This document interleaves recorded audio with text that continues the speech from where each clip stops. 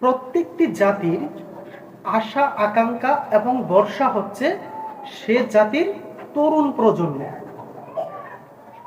আর এই তরুণ প্রজন্ম যদি দিশা হারায়, তাহলে জাতির ভবিষ্যৎ তো অন্ধকার হবেই।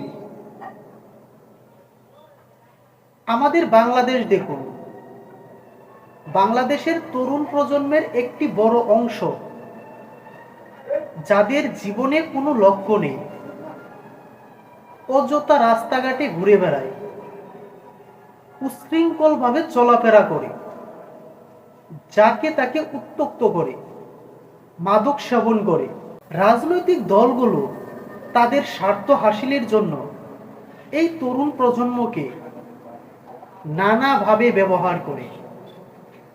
এই তরুণ প্রজন্ম যদি দিশা হারায়, এই তরুণ প্রজন্ম যদি ধ্বংস হয়ে যায়, তাহলে রাষ্ট্রের শক্তি কোথায়? রাষ্ট্র দাঁড়াবে কিসের উপর ভর করে?